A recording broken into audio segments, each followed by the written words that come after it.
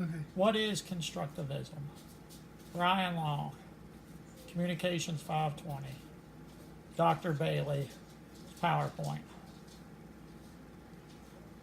Constructivism, a definition of that, is a philosophy of learning or communication founded on the premise that by reflecting our own experiences, we construct our own understanding.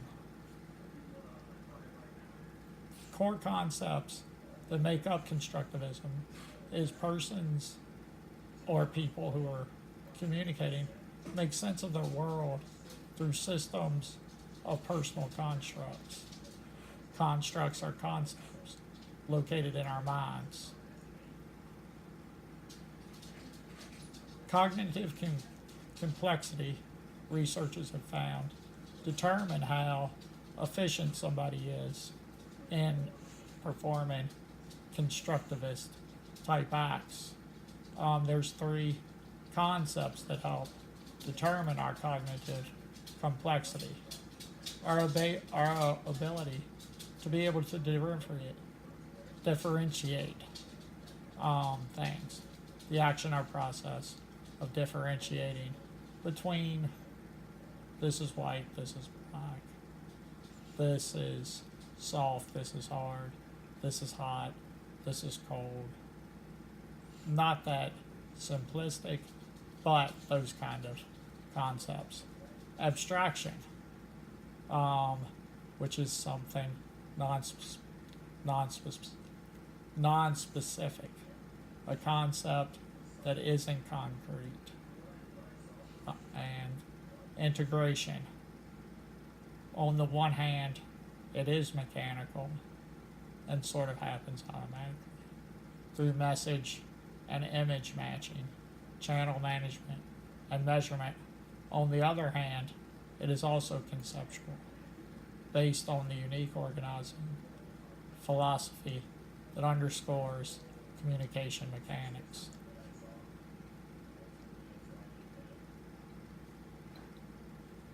They found that, and researchers have found, in constructivism, that person-centered messages are the main type of messages that are conveyed in communication. And there's several types. There's rhetorically sensitive, where you're very, very interested in the other person's rhetoric, so to speak. There's self-monitoring messages, where we stay under control at all times. There's taking the role of the other, where we try to imagine what the other person is feeling, or when they are saying something to us. A lot of times, if somebody tells us to slam the door, shut the door, we will make the interpretation that they are angry or irritated. Identification that helps you to be able to identify who it is you're talking to. Audience awareness. It is appropriate for us to be able to know the audience that we are speaking to, as in terms of if you're in church, you may not speak to the church the same way you would to the guys at the locker room at the YMCA. And listener adaptation. There's not always the best environment to listen, so sometimes we have to be able to adapt.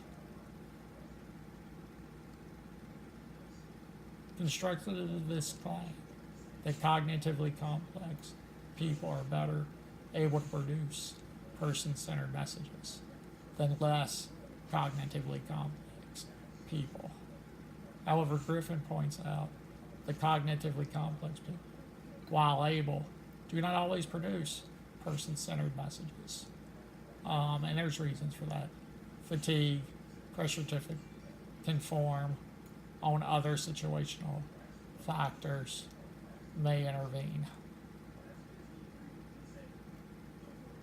There's skills that help us to better be able to communicate under the constructivist theory. One such as social perception skill is the study of how people form impressions of and make inferences about other people through verbal and nonverbal communication. When we're out in the world, we're constantly perceiving things. What kind of day it is?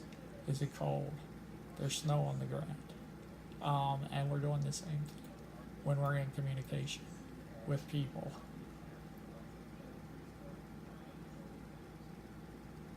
Message production skill. This skill involves the person generating verbal and nonverbal behaviors to convey to the target of communication a message and the hopes of this transaction producing a desired response. Often when we're in a communication of give and exchange, we're producing messages on the fly, always with the hope that the next message we send will produce the message in return that we hope to receive. Such as when we say goodnight to somebody, we're hoping that that will terminate the conversation at that point so that we can proceed with going to bed and those kind of activities. And then finally, there's the message reception skill. The message reception is the attempt to understand the communication behaviors of others and assign a meaning to their message of behavior. This is more than just understanding a message, but means being able to comprehend the sender's intentions and motivations. And this is a little more of an advanced communication skill,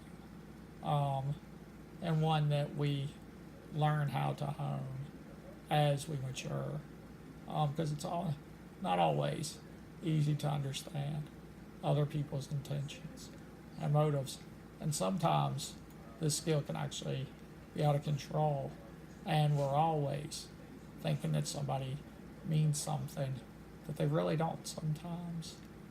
Could you please shut the door just means shut the door. It doesn't mean that there is any kind of irritation or anything else behind the message.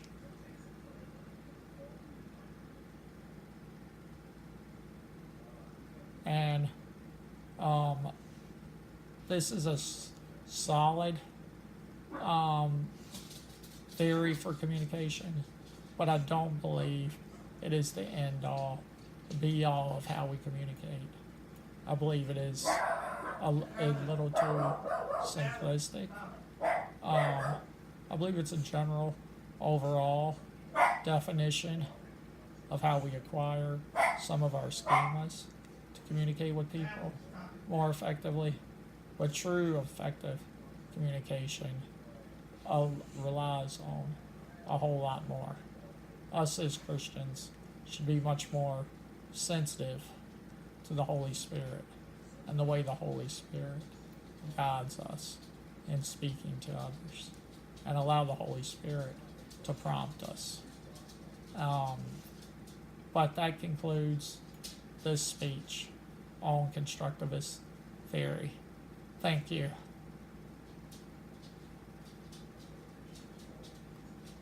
Shane?